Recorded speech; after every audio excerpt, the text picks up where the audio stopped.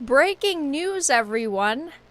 Cyberpunk 2077 has been delayed until 2077, apparently.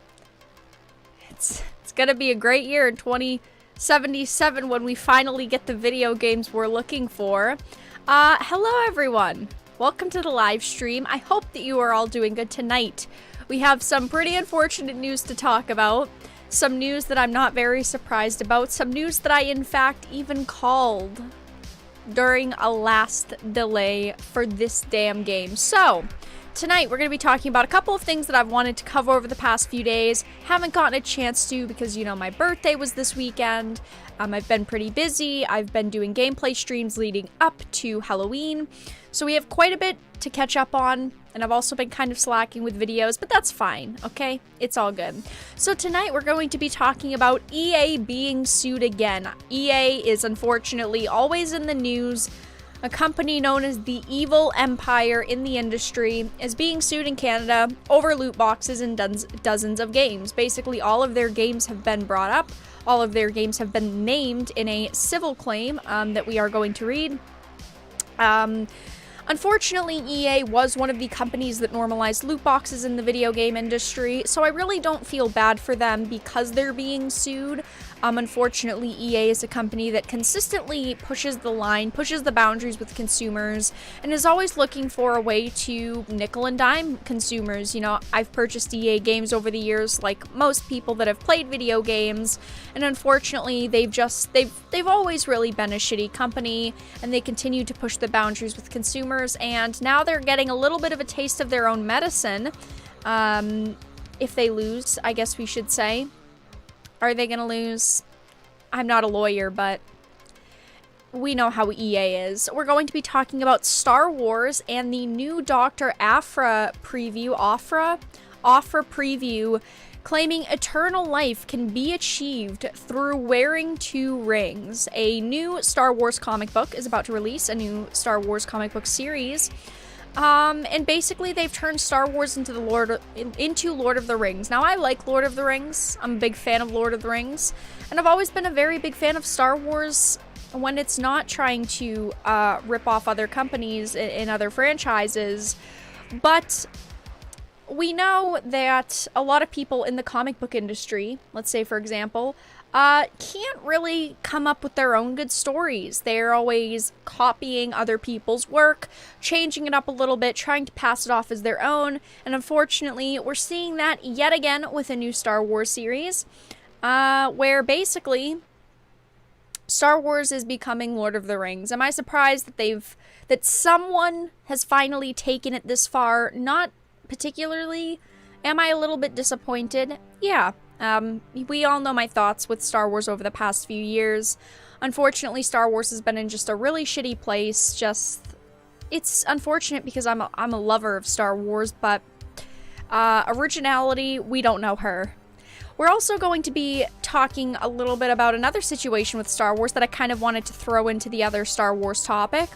Kanye West has dunked on corporate-made Disney Star Wars sequels, saying George Lucas's prequel films are better. Now, I used to think that the prequel films were kind of bad. I used to be someone that didn't really like them. I thought they were pretty mediocre. I thought they definitely could have been a little bit better, but I never hated them. I was always one of those people that while I had a lot of criticisms, I didn't think that they were necessarily terrible. Could they be better? Yes, but could they be worse? Of course.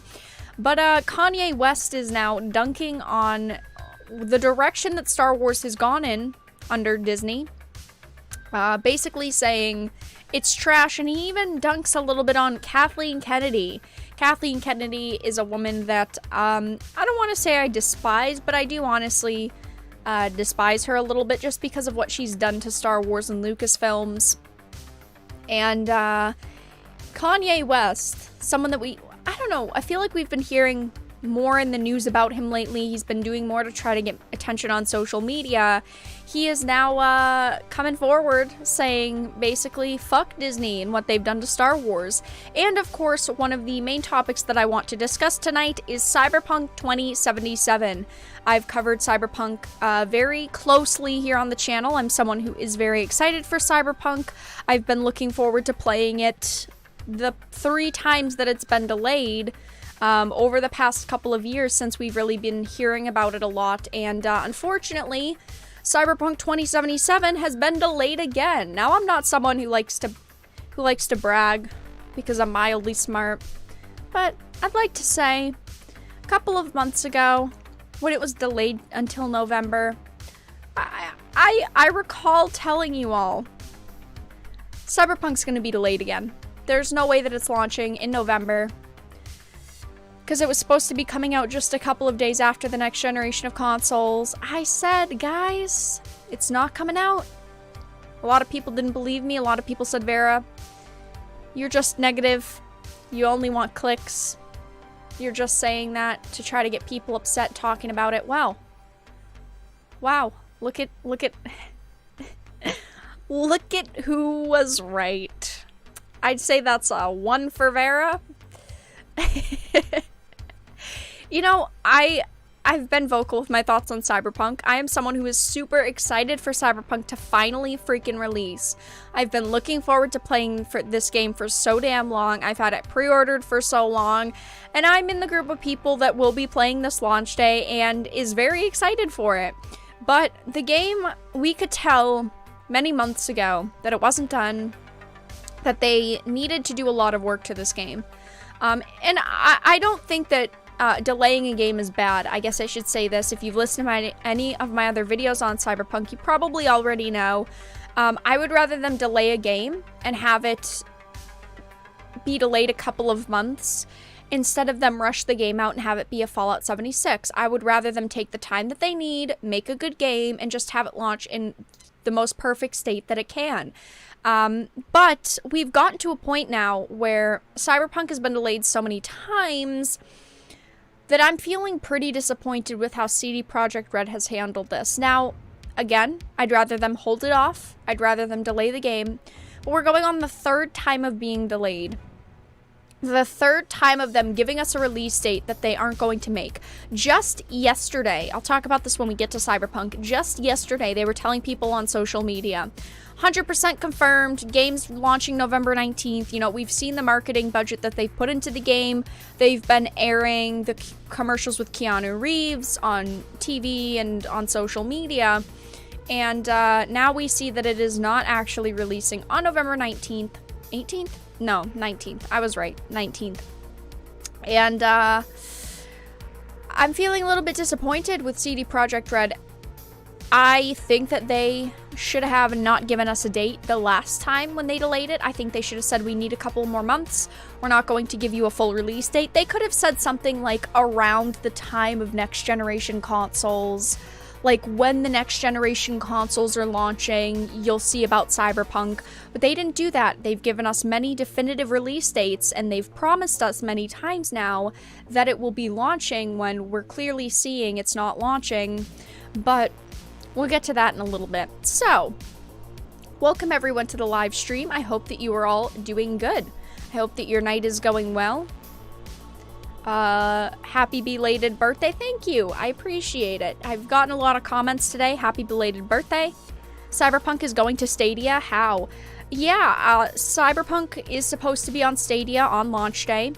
Now, there's a lot of consoles and a lot of platforms Cyberpunk's supposed to be on. It's supposed to be on Stadia. It's supposed to be on PC, Xbox One, PlayStation 4, Xbox One X, Xbox Series S, Xbox Series X, PlayStation 5, PlayStation 5 digital. I mean, there's like 10 platforms it's supposed to be on at launch, which I understand is taking them a while to make sure that, you know, day one patches are in order. They've got all of the content ready. I understand that it's a very long, very tedious job for them. I'm not someone who is mad at them for delaying the game. I'm someone who's frustrated with them because they keep promising us release dates when they clearly should just say, we need more time. Just take a step back, CD Projekt Red. Relax. Do what you've got to do and give us the best fucking game possible. Don't half-ass it. Don't become a Bethesda. I am going to call it right now. Before we even get into the Cyberpunk topic. Before we even get into Cyberpunk. Tomorrow I will be making a video on Cyberpunk and this. I think Cyberpunk, I'm going to stand by this because I previously said this. I do not think that Cyberpunk will release until 2021. I think that Cyberpunk 2077 will be delayed until 2021, at least Q1. I'm gonna call my bet now. I was right before. I had previously said for the past couple months I've been saying it. Cyberpunk is gonna be delayed one more time. It was delayed again. So there's a 1 Vera, little 1 on the tally board. But I think that Cyberpunk will still be delayed until spring 2021. They delayed it by 21 days. 21 days is not enough days to do anything. What are they supposed to be doing in 21 days? It's not releasing. But we'll get to that. We'll get to those hot money action predictions after. Welcome everyone to the stream. I hope that you're all doing well. We will get started with the first topic in just a minute. Isn't PS5 and PS5 Digital the same console? Well, they are very similar, but there's a PS5 and then there's a PS5 Digital. So, yeah. Yes, the game has already gone gold, so meaning the physical copies are already in production. But that doesn't mean that the game itself is done because they still have day 1 patch that they have to do. Day 1 patches? Yeah, day 1 patches, plural, that they have to do. What can you code or patch in 21 days? I 100% agree. I think that in 21 days, yeah, they can get a little bit more done. Maybe they can get a couple more things fixed. 21 days is not enough for anything. I truly think that it is going to have another delay. Yeah, 21 days, guys. We're not talking 2 months. We're not talking 3 months. We're talking 3 whole weeks. Whoopee fucking D. What's gonna happen in 3 weeks? Well, that's the only reason why they'd really hold it back is they're working on the day 1 patch. But the thing is that how much can you do in 21 days? No, that is not true. 21 days is not enough to do anything. I don't think that 21 days is enough to do a lot with a game of this size. Miss Vera, did you hear about the transparency tube? I did. Just so you guys know, really quickly, before we get into the next topic. Before we get into the first topic, I guess I should say. I just want to show you guys what I'm labeled as on transparency tube in case you haven't seen it yet. How do I do it? Dark Titan. That's me, everyone. I'm your favorite anti-SJW right YouTuber. Now, I've made it pretty clear that I'm not someone that gets really bothered over labels on social media. I think it's a shame that everyone has to be labeled on social media. There are people who consider me right. There are people who consider me left. You know, to liberals, I'm a conservative. To the left, I'm the right. To the right, I'm the left. I don't label myself as anything specific. Would I say anti-SJW is a proper title? Yes. I would say that anti-SJW is a proper tag, I suppose, if you're going to label me as SJW or anti-SJW. But I didn't give them permission to label me, just like every other content creator. I didn't give them permission to label me, so maybe don't. Alt-right misogynerd, that's me. Is Vera on transparency tube? Yes. I am classified as right, and I am classified as anti-SJW. Is that what I'd consider myself? Not particularly. Life is political. Sometimes it's not. Sometimes it's not. Guys, not everything has to be political. Sometimes a cigar is just a cigar. Sometimes a game is just a game. Sometimes, I don't know, a quote is just a quote. Sometimes a move a human being makes is just a move a human being makes. Not everything's political. But hey, it's fine. Is what it is. Can't people who get mislabeled sue the creator? Am I gonna sue someone over them calling me a righty anti-SJW? Nah. Nah. Yeah, I don't think that anti-SJW is necessarily, I mean, let me put this out here. I don't think that calling someone left or right is necessarily a bad thing. I don't think that everyone on the right is bad. I don't think that everyone on the left is bad. I don't like that mentality. It's just if you're going to label someone, maybe get their permission to label them first. Is what it is. I considered myself a centrist, but now I learned that I'm a right-leaning liberal. Social media, everyone. Yeah, not everyone is on their service. I think that their service is interesting, don't get me wrong. I think it's interesting to see kind of a website that kind of shows political leanings for people. I just think that people should have to sign up for it and actually give you permission to kind of look at their public analytics and, like, label them. Because labeling people can be used in a very negative way, especially on social media. Like, I could label one of you and I could say my whole chat is filled with, I don't know, left-wingers, and then I'm negatively, to some people, in some people's minds, I'm negatively labeling them. I just think that it's a little silly. There are people that are very upset over transparency tube, though. Anyway, let's get into the first topic, everyone. So, the first topic of the night is EA. Now, we all know that EA is a very interesting company. EA has been labeled the evil empire in the industry, and they have been the evil empire in the industry for many years now.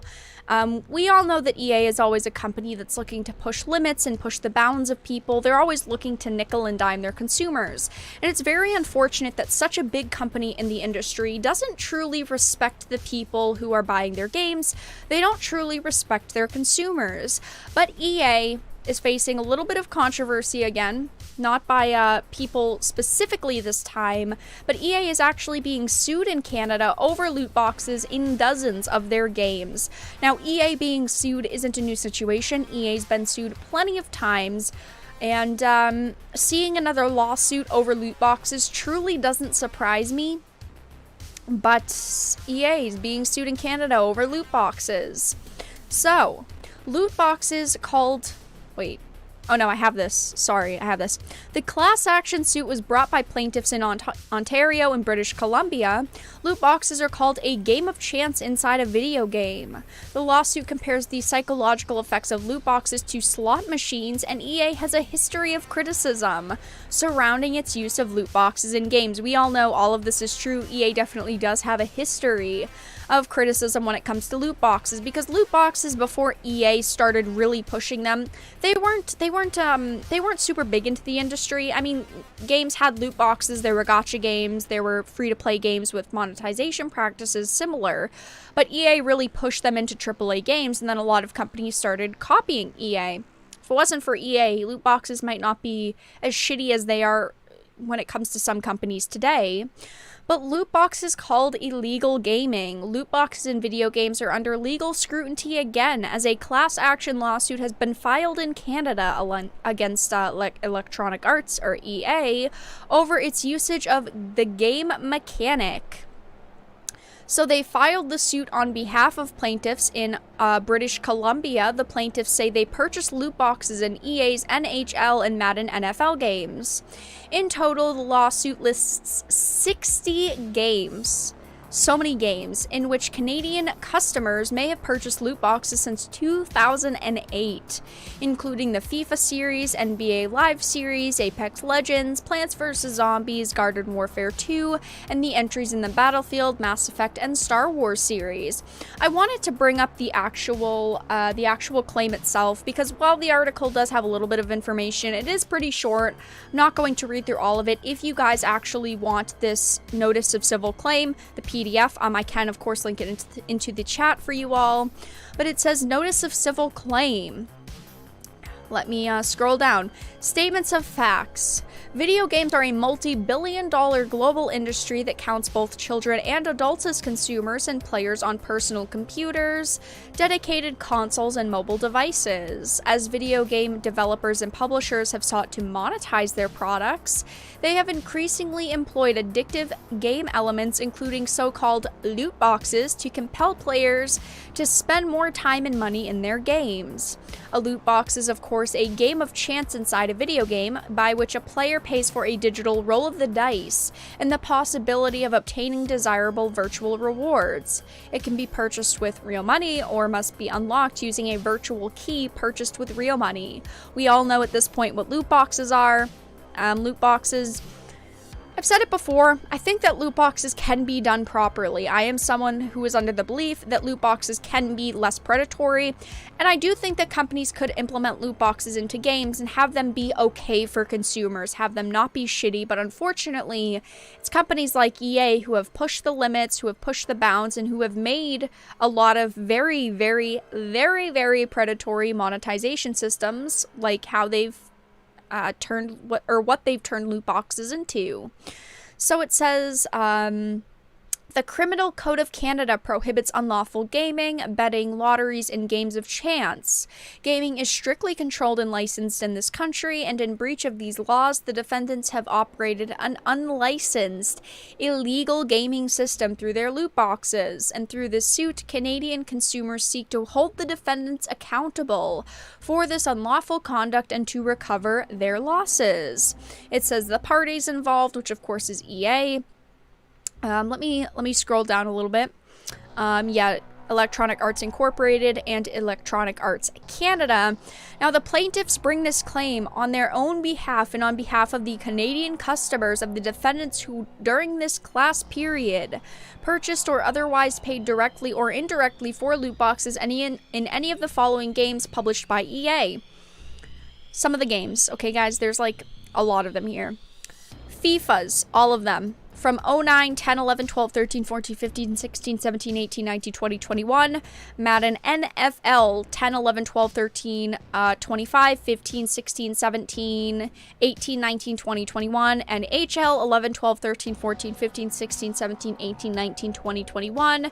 NBA Live 14 to 19. UFC 2, UFC 3, Apex Legends, Battlefield 4. I mean, all the Battlefield games, Mass Effect, Plants vs. Zombies, Star Wars The Old Republic, Command and Conquer games, Star Wars Galaxy of Heroes, The Sims Mobile. As you guys can see, look at this, QQ, RR, SSTT, UUVV. There are so many games that have loot boxes and surprise mechanics in them that EA creates, that literally all of the games that they've come out with since like 2008 are on here. How ridiculous is that? I mean, I understand that there are companies that maybe put loot box mechanics into one or two of their games. Like, maybe your game's free to play and you have some of them in your game, but like, we're talking $60 games that are going to $70 next generation. So it continues on with what video games are. Video games are a multi-billion-dollar industry. We already know all of this. I don't think that I need to sit here for 10 minutes reading to you about the video game industry. But it says, let me scroll down. It says, by late 2000s and early 2010s, digital games market had expanded and matured. The industry is still, of course, growing. We all know this. Loot boxes have real-world value. Players can buy loot boxes directly from publishers through an in-game transaction, or receive the loot boxes during play and later buy keys which to redeem them. Some loot boxes are free to play. This action is concerned only with games in which players pay with real or virtual currency for the opportunity to play or open a loot box. It says, of course, loot boxes are an extension of randomized loot drop systems. Keep reading. Oh, this is like 40 pages long. I'm not going to read all of this right now. Vara 2021. I'll be reading through all 40 pages in an hour-long stream. Of course, it says loot boxes contain items and rewards of varying rarity with rare items and rewards conferring a larger advantage than common items and rewards. I don't know why I tripped over those words, but apparently I did. And then, of course, it says the Criminal Code of Canada prohibits unlawful gaming, betting, lotteries, and games of chance. Gaming operations must be licensed at the level to offer their services to the public. The defendants are not licensed in Canada to operate gambling, gaming, or lottery businesses. I think that it's interesting that they're saying EA isn't licensed to operate gaming business in Canada. It says the defendants' loot boxes in the defendants' digital games all function in a substantially similar fashion, with, of course, players either purchasing the loot box directly using real money or spending real money on a virtual currency, which they then can exchange for a loot box. And then it, of course, goes on to say since 2008, they have put loot boxes into basically all of their games. FIFA, NHL, NBA, Madden, NFL, and then, of course, we had things like The Sims, we have Star Wars: The Old Republic, Battlefields, lots of games, everyone. There are a lot of games. They go on to show multiple pictures from like Battlefield Hardline, Battlefield 1, Madden 19. They just go on to give several examples, Apex Legends with Apex coins, and they're not wrong. Every EA game to come out in the past 10, almost 11 years now has had microtransactions and has had loot boxes in them. Look at this. 11,500 of the currency for Dragon Age, $99. We also have BioWare points for Mass Effect Andromeda points, Need for Speed Payback points, Plants vs. Zombie points. As you guys can see, lots of games with lots of different points. That's for sure. Let me scroll down a little bit. It says, the defendant's conduct described herein constitutes a scheme for the sale, barter, exchange, or otherwise disposition of a lot, card, ticket, or other means or device for advancing, lending, giving, selling, or otherwise disposing of any property by lots, cards, tickets, or any mode of chance.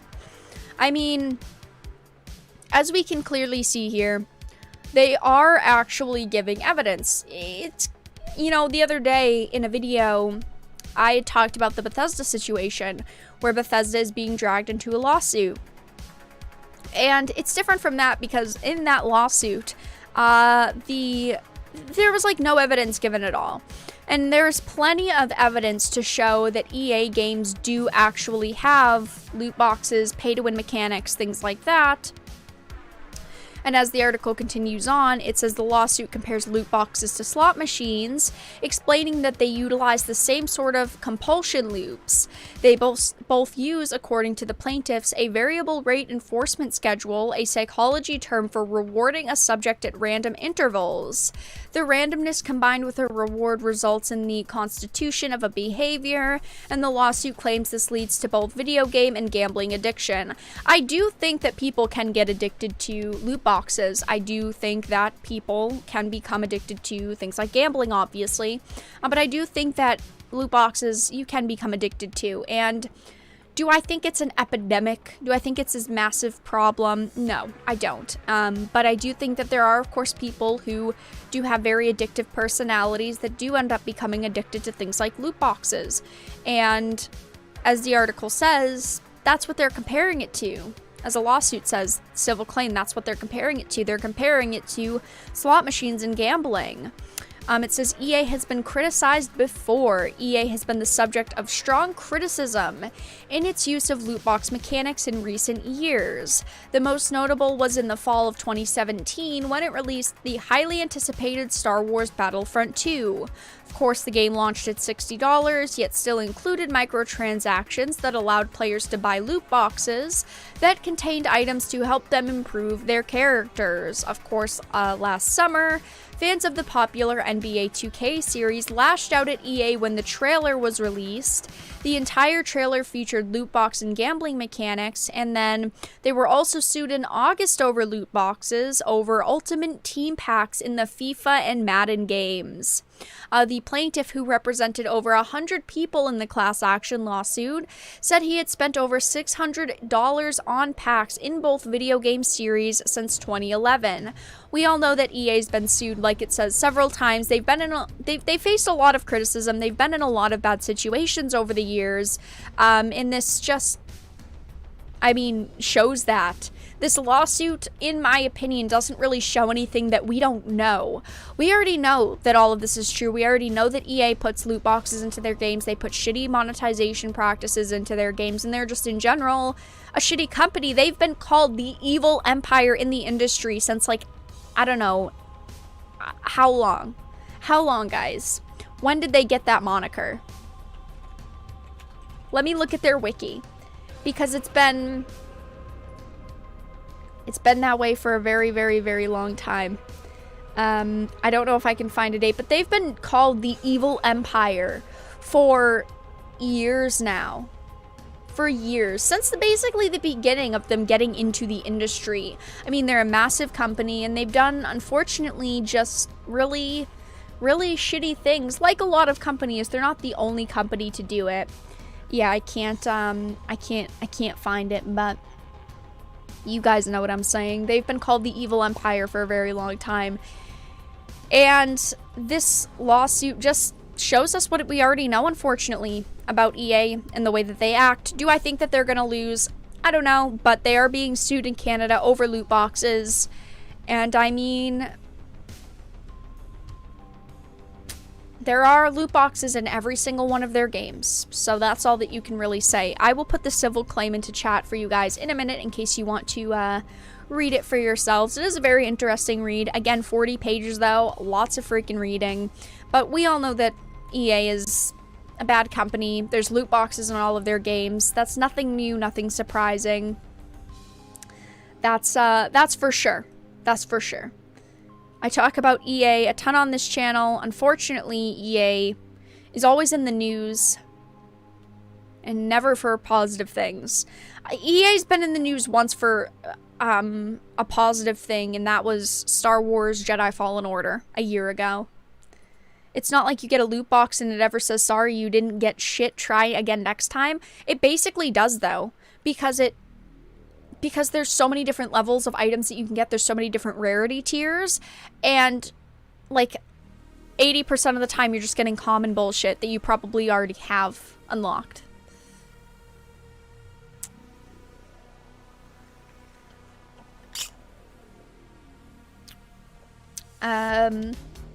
Vera's in the dark. Huh? Vera's in the dark? I'm not technically in the dark. Hey guys. I could be in the dark. I could be. But I feel like that's too strenuous on the eyes. Maybe on Halloween. I don't think it's gambling. Loot boxes always have stuff in them. Just because you didn't get what you perceived as value doesn't mean there is no value. These values are subjective. Hey, that's your opinion. I disagree with your opinion, but I'm glad that you... Hey, I'm so glad that you're voicing your opinion. I feel like, unfortunately, a lot of people would disagree with you, but that's what it is, you know? I personally think that loot boxes are bullshit 90% of the time. I do think that it's... I don't necessarily want to call it gambling, but I understand when people go after it saying it's very similar to gambling. Because you're basically playing your chances. You're inserting money, hoping to get something good back. Vera couldn't find candy corn. My store had a dump... What? I couldn't find candy corn. I tried so hard. Send me some. Next topic, please. EA sucks. Nothing new. True. It's shitty to say. It's shitty that that one of the biggest companies in the industry is just bad.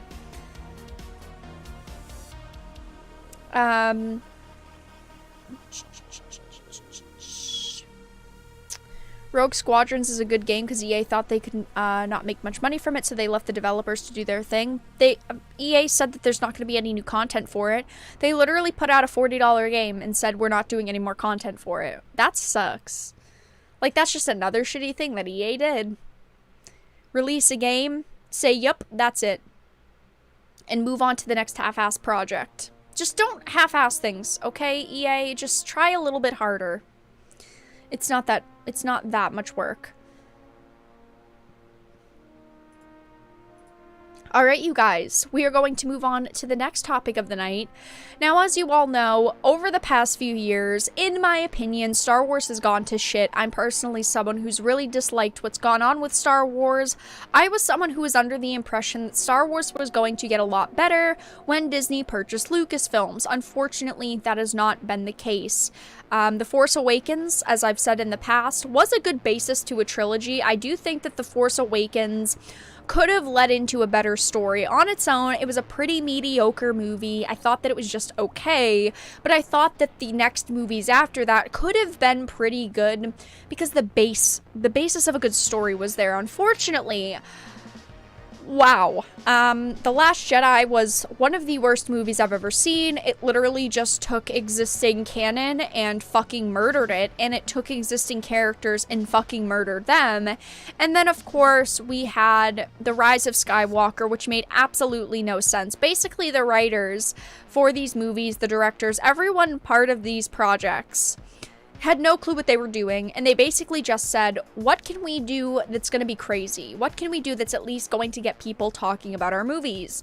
Now, instead of respecting previous canon, instead of respecting George Lucas's vision, and instead of just writing good stories, they wrote terrible, awful, just bad stories. And Star Wars has, in my opinion, gone downhill. And now, we've got two different Star Wars topics to discuss. The first one is going to be Star Wars new Doctor Aphra preview claims eternal life can be achieved through wearing 2 rings. Star Wars, Legend of the 2 Rings, coming at you live.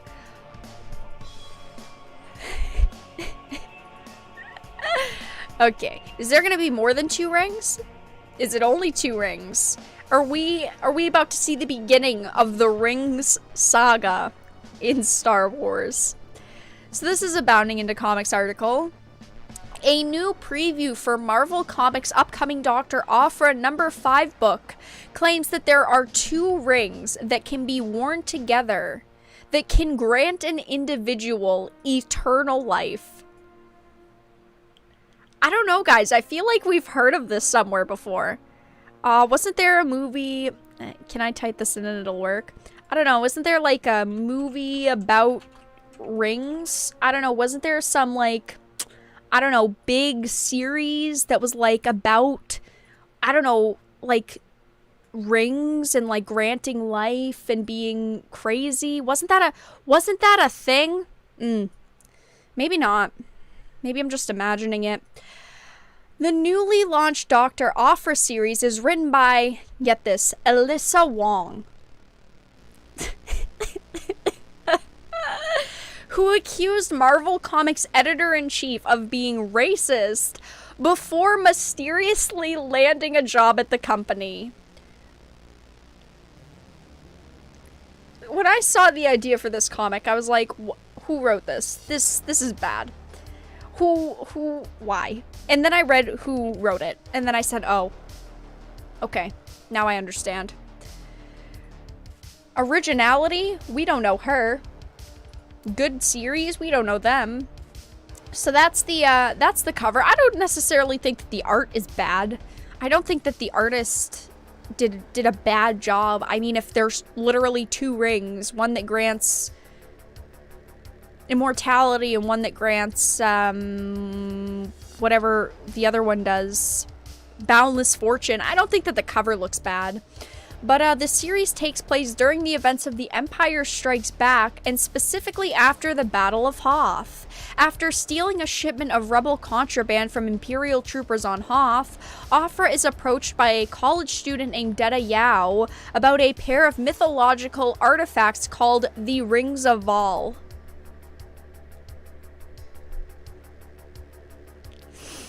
Okay.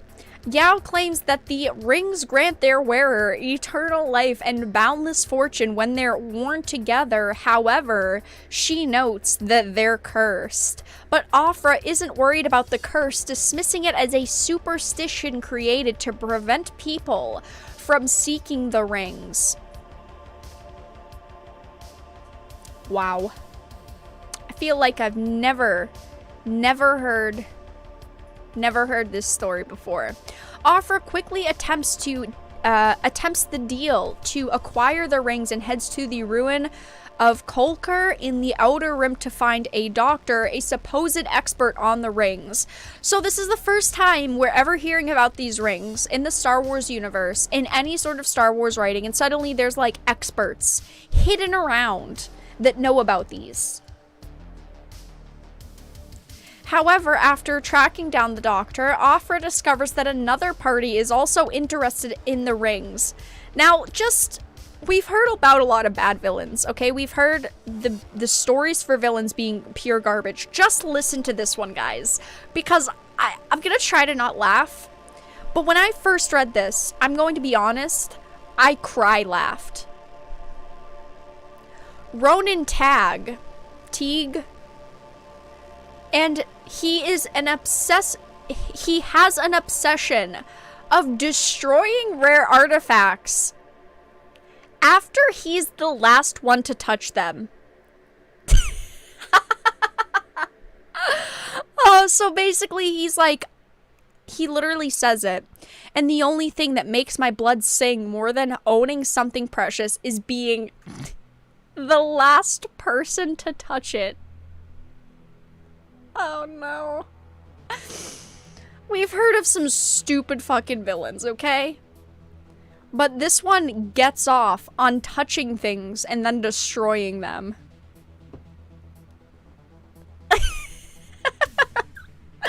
Oh, please, no. Why is writing so bad?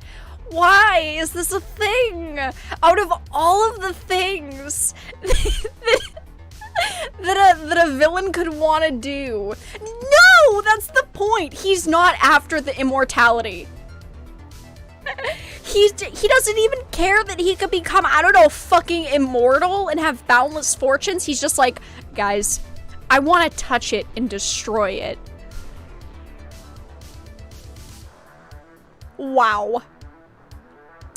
After recruiting the doctor, she leads Afra and her team that includes Yao, a sniper named Just Lucky, to the planet of Dianth in the Malatoris system. There they discover the lost city of Val. Okay, just like another story with a lost city way into the distance that we have to take an adventure to go find.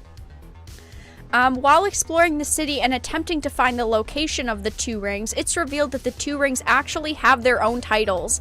The most fucking generic titles ever. Literally, don't even call them titles. These aren't even fucking titles. The Ring of Fortune and the Ring of Immortality.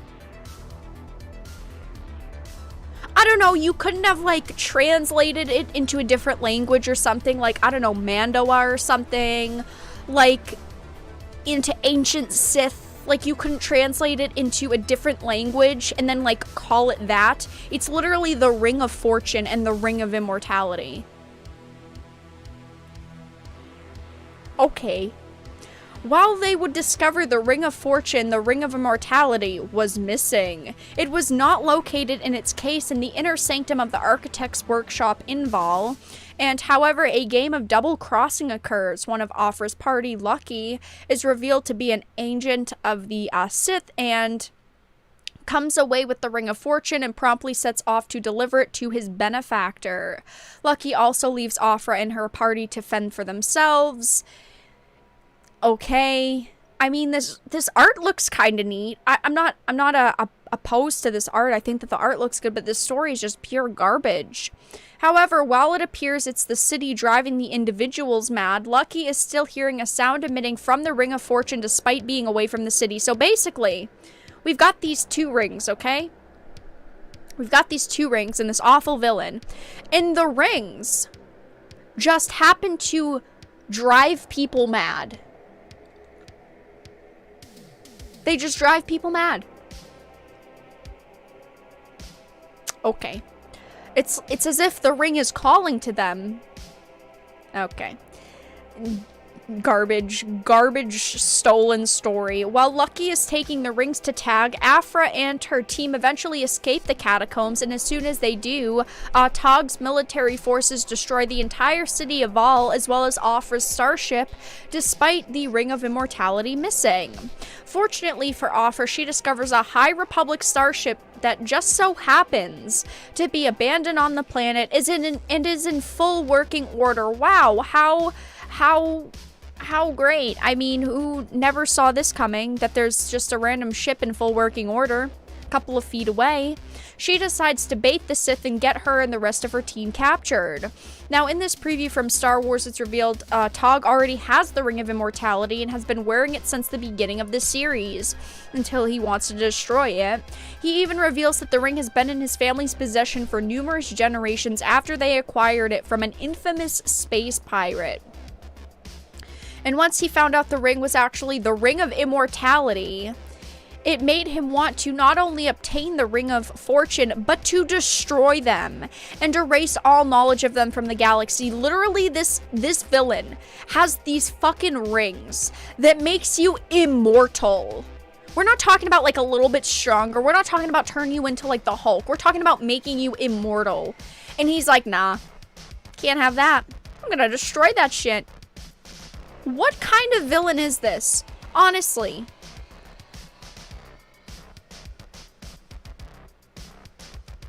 However, in order to stop him from destroying the rings, Afra claims the stories and legends surrounding the rings, that they actually do grant eternal life, incredible fortune, and limitless power are true. Afra even explains to demonstrate the ring's abilities and powers. Why is the good guy telling the bad guy what exactly the rings do when he doesn't care about them? So literally you could have just like stolen them back and he would have never known all of this information. Why do the protagonists always have to tell the bad guys, oh hey, this is what they do, just so it's like they actually want them? Mr. Pete, thank you for the $1 donation. I think I've heard this one before. Mr. Pete, you know, I agree. I feel like I've heard this story somewhere before. I feel like this is two major stories of different movies thrown together. The preview ends there, but the implication is that these rings do indeed hold this power when worn together. I mean, honestly, this is really bad, in my opinion.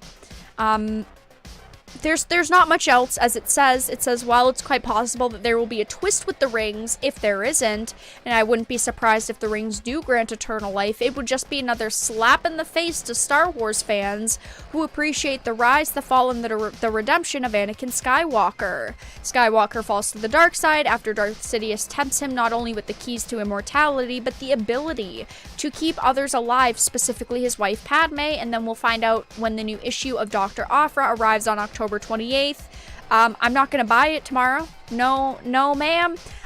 Is there more than 2 rings? I guess these are my questions. Is there more than 2 rings? Is this the beginning of the Rings saga in Star Wars? Is there one ring to rule them all? I guess we'll find out eventually if this series gets more than a few books before being canceled. But this is just so generic. So basic. I don't know, it's just not very creative. And we know there aren't, unfortunately, a lot of creative comic book writers out there anymore. There's not a lot of creative people in Hollywood anymore either. But this is just such a ripoff, honestly. Like, was no one supposed to notice that this was basically Lord of the Rings with less rings and like a dumb fucking villain? Like, are we not supposed to recognize that?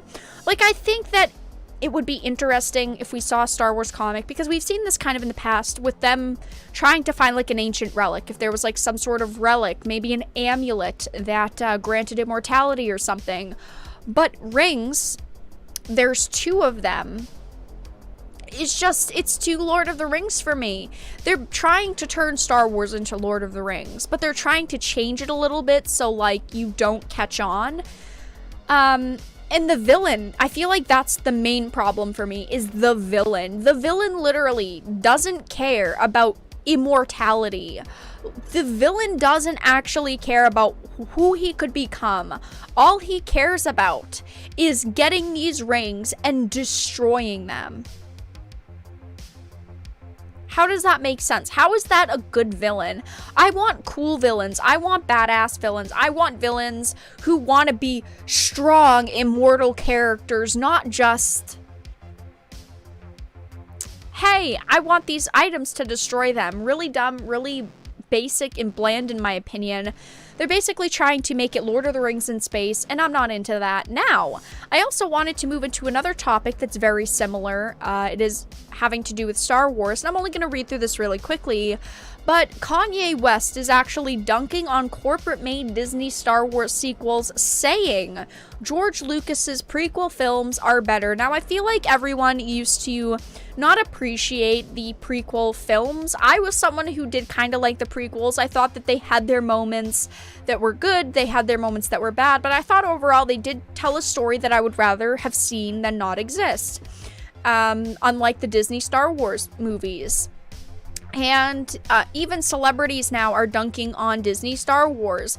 Now, most fans have been dunking on Disney Star Wars since Disney got a hold of Star Wars and started making these movies, and started with The Force Awakens. And there are definitely people who like the movies, and if you like them, good for you. You know, don't let someone take away your enjoyment. If you enjoy them, you enjoy them. But Kanye West is now dunking on these films. So the article says, like many Star Wars fans, rapper Kanye West believes that the prequel trilogy films are better than the corporate-made Disney sequels. Put a 1 in chat if you agree with this, if you think that the prequels are better than the sequels, because I think that we can all agree that that is so true. To be honest, the prequels have their problems, but they are so much better than the sequels. So appearing on the Joe Rogan Experience as the popular podcast's most recent guest, West... Ooh, wow, I just hit one of my electronics. West shared his opinions that the prequel films were superior to the sequels because they were written and directed by series creator George Lucas in a moment that the rapper declared to be the first time you've seen me get mad in an interview. I think that this does make a lot of sense, that obviously we like the work of the original creator more than we like the work of someone who's taking his original work and kind of meshing it and moving it around. I feel like most of us would agree that, yeah, George Lucas knew what he was doing. He had his moments that weren't as good, but he had a better idea of the universe than people like Rian Johnson and J.J. Abrams and Kathleen Kennedy. So, the critically acclaimed rapper went on to express his disbelief that some fans said George Lucas's prequels were worse than the corporate-made Disney Star Wars, and pointed to the canon-defying events of Revenge of the Sith as an example of the prequels trilogy in importance and quality. We saw how Darth Vader was made. Like, I watched that 10 times during COVID. Don't jump, Anakin. I've got the high ground. West's love of Star Wars prequels, particularly the above-mentioned Duel of the Fates between Anakin and Obi-Wan, is no secret, with the rapper making references to this moment in 2 different songs. In the 2005 song Gone, he wrote a bunch of things, and also in one of his latest 2020 singles, he talked about Anakin and Star Wars, so he's obviously a Star Wars fan. Now, we don't know how much of a Star Wars fan he is. I'm not going to judge him because, like, he says once he's a Star Wars fan, but he's made it pretty known that he does like Star Wars quite a lot, so good for him. I mean, do I like a lot of his music? To be honest, no. But hey, one Star Wars fan, all Star Wars fans, you know? As the discussion on Star Wars came to a close, West asserted that the prequels are better than anything. Now, I actually disagree with this. I don't think that the prequels are better than anything. You know, I don't agree with that, to be honest. I think that the prequels are way better than the sequels, but are they better than the original trilogy? No. No, I don't agree. I don't agree. And he said, and I'm sorry, Disney/Star Wars design team. No, man, this is George. This is his baby. The thing was set in his heart to show us, as children, to show us the hero's journey.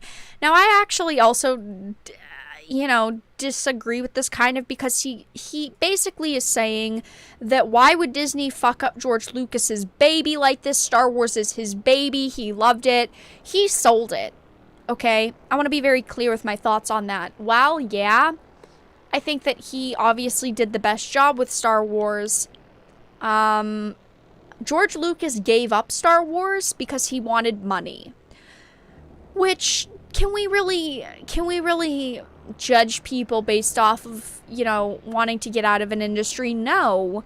But he's also complained about what Disney's done, so it's kind of like, if you're gonna complain, why did you sell it in the first place? So when people say, this is George's baby, he cares about it so much, I really disagree with that, because he proved that he didn't really care about it because he sold it off. Because he'd rather have money. But, that's all that I really had to discuss when it came to this topic. I did only want to talk about it really quickly because we were talking about the Dr. Aphra series, the comic book. I'm not going to be buying it. I'm not going to be supporting it. Let me know if any of you had planned to get it. If any of you did get it. I doubt it. But I'm definitely not going to support the Lord of the Rings and Space Star Wars series. And of course, Kanye West dunking on corporate-made Disney Star Wars is pretty funny. Because literally no one likes the Disney-made Star Wars sequels. I guess I shouldn't say that. There's a couple of people that like the Disney-made Star Wars sequels. But I feel like more people dislike them than actually like them at this point.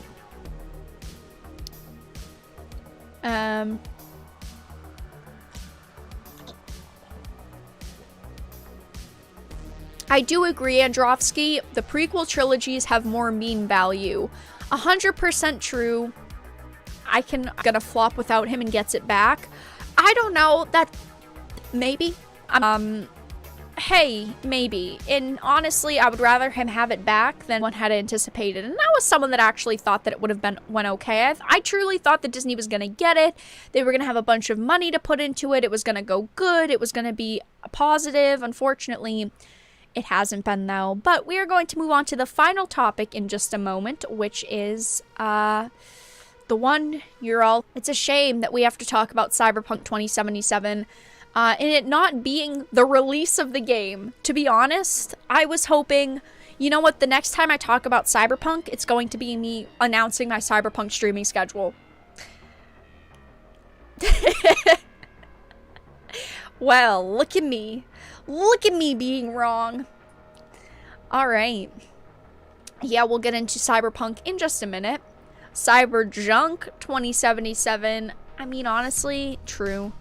Star Citizen 2077. Why are you calling it Star Citizen 2077? Because you think that it'll never come out? Has there been any news for Star Citizen lately? I'm checking.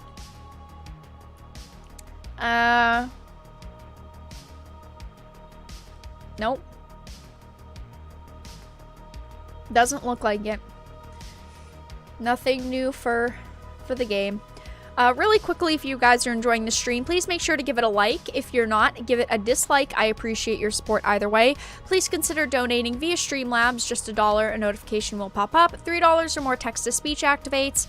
And if you want to support long-term, you can become a Dark Titan via Patreon for just $1 a month. All of the support is appreciated. Star Citizen always has news. None of it is of note. Oh, right. Well, I guess they do come out with news for it often, just.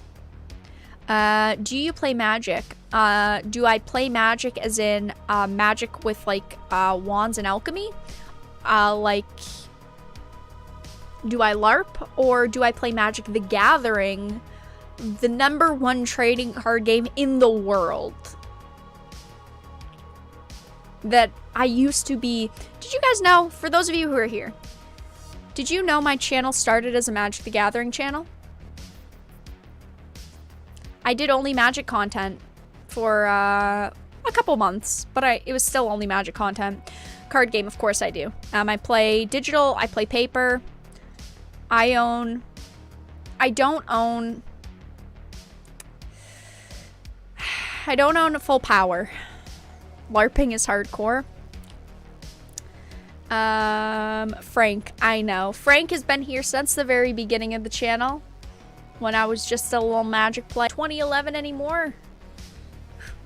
We're not in, I mean, even look at something like in 2005. Something around there. Like, people were, people felt differently about game delays than they do now.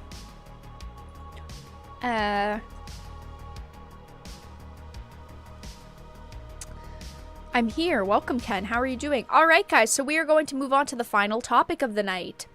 So I have felt very conflicted when it comes to Cyberpunk.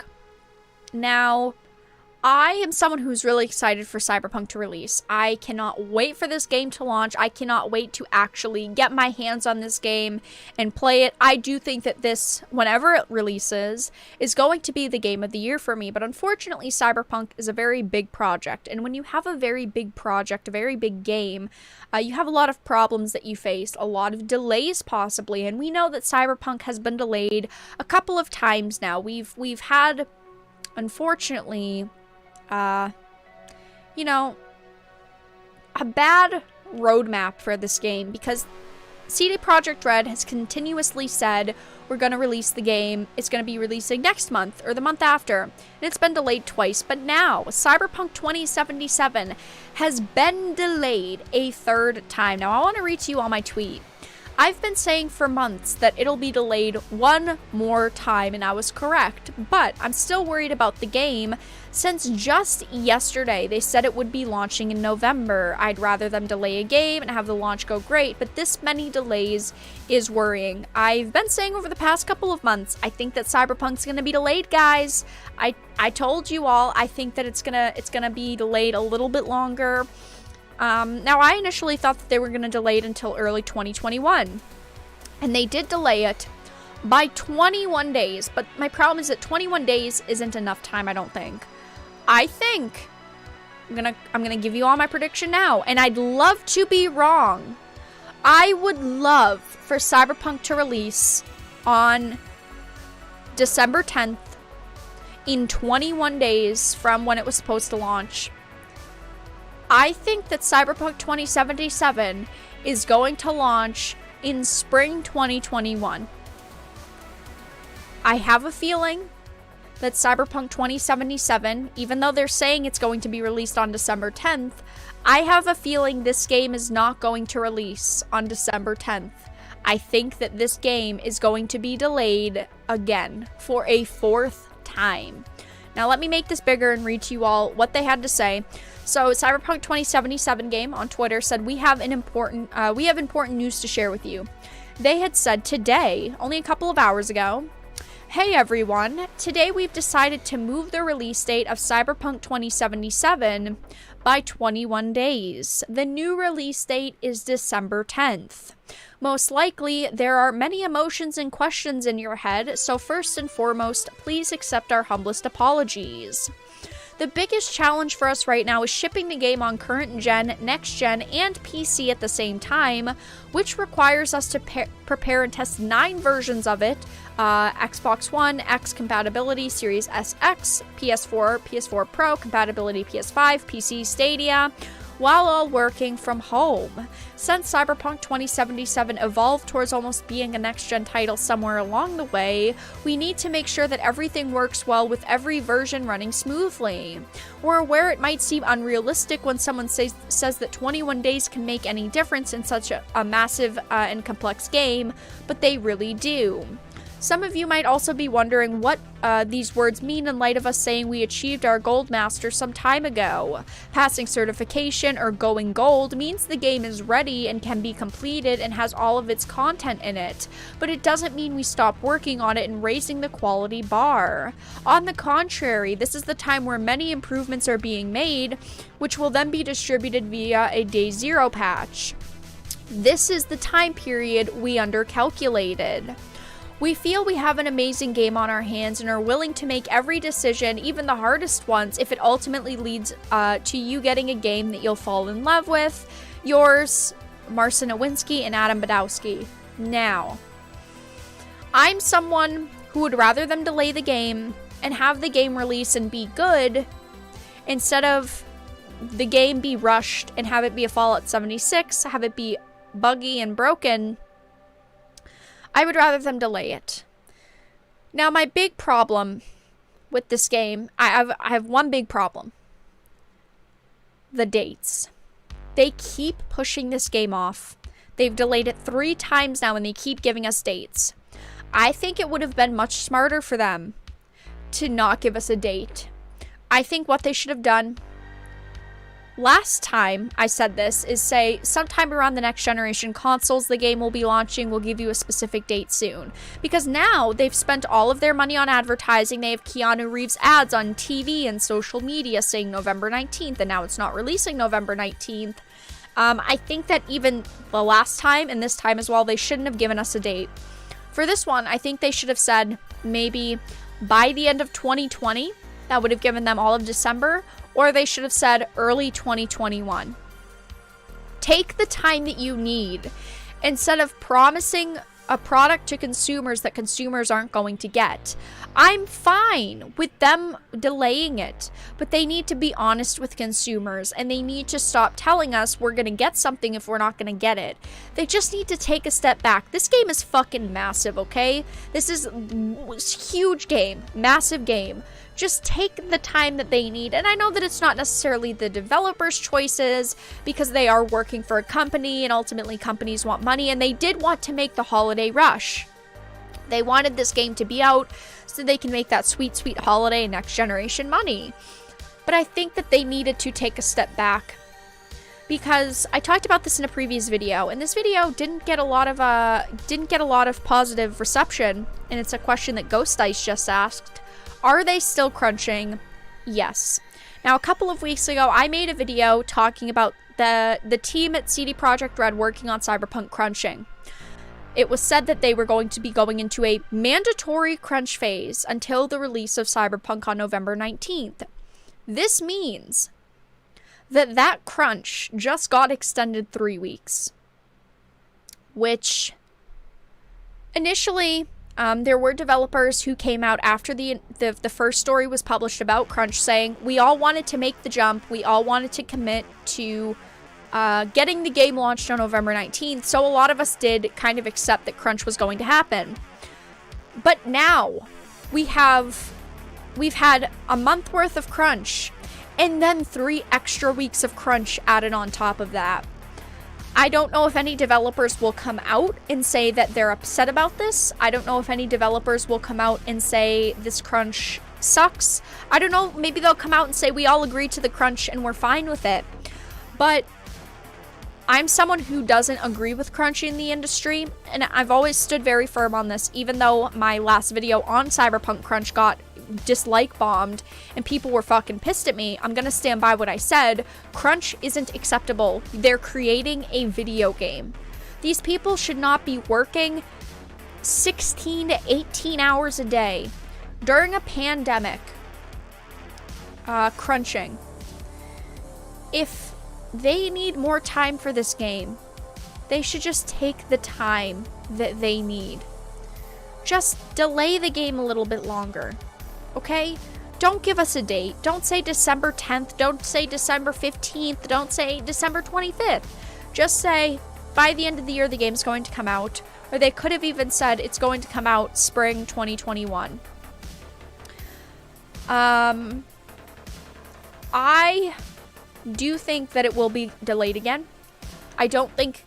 so, they even say in this that the 21 days does make a difference. And yes... I'm not saying that 21 days can't make a difference, but I don't think 21 days is going to make enough of a difference.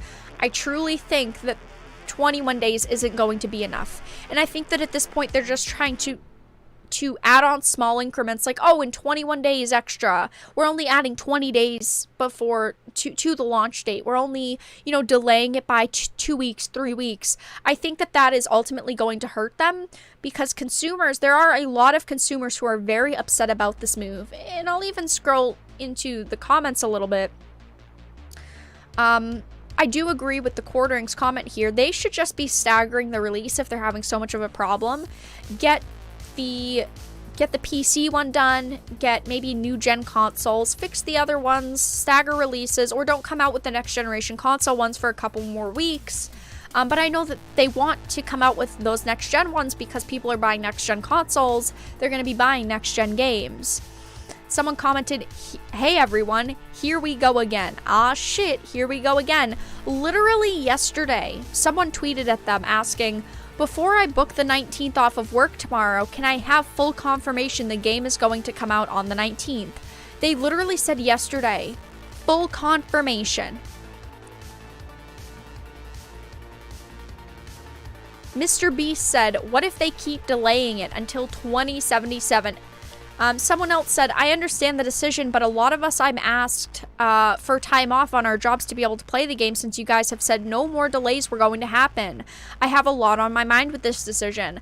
Do I think that it's the end of the world? No. I'm someone who can't wait to fucking play Cyberpunk. I cannot wait to get my hands on this game, but I don't think that it's the end of the world, and I don't think that people should be extremely upset over it. It is only 21 days, but I do understand that people did take time off from work. People were hoping to be able to play at launch day. I understand why people are upset, and I do think that this is going to lead to refunds. Maybe not a ton of refunds, but I do think that this is going to hurt them just a little, because I do think that they are going to lose a couple of sales over this. I think that people are already refunding their pre-orders, and it will continue to happen. And I'm gonna say, I do think that the game will be delayed again. I hope that the employees that are working at CD Projekt Red right now are not feeling burnt out. I hope that the crunch is not that bad. I hope that they all get the long deserved break after this game is done. Unfortunately though, that might not be the case. But hey, I want this game to come out. I want it to be good. I can't freaking wait for it to release. And I hope that if it releases on December 10th, it is the best game of the year, and that we truly all love it as much as we're hoping to love it. But that's all that I really had to discuss in this live stream, everyone. We talked about Cyberpunk, we talked about Kanye dunking on Disney Star Wars, we talked about Star Wars Lord of the Rings in space, and we talked about EA being sued in Canada over loot boxes. I'm going to go to the Q&A portion of the live stream though. If you guys have any questions or comments you would like to make, any topics you would like me to discuss, please feel free to put them into chat now. I would be happy to discuss them and answer any questions that you guys have. But yeah, that's all that I really had to discuss when it came to Cyberpunk. I will be doing a video on Cyberpunk tomorrow. The video will go up tomorrow, so if you want to know more in-depth thoughts on the Cyberpunk situation, feel free to watch that tomorrow. Can't wait for social media to blow up with how bad this game is in December. That could happen, to be honest. This game could launch in December and people could go, "Wow, this is bad. Wow, this is such a letdown, biggest letdown of the year." But who knows? I hope that's not the case. We're all looking forward to this game. I want it to be good. Obviously, I think that it's perfectly fine to be worried about the game. I think that being worried about a game is only healthy. We shouldn't just believe every company that says they're going to create a good game, because sometimes games end up not being good. But I do have faith in CD Projekt Red and in Cyberpunk's team, and I just hope that it launches and it's good. Truly.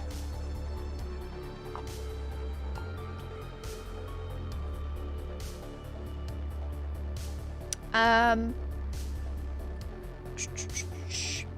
month delay, a month definitely won't be enough. Excuse me, every time delays are discussed, it's always said a month won't do anything.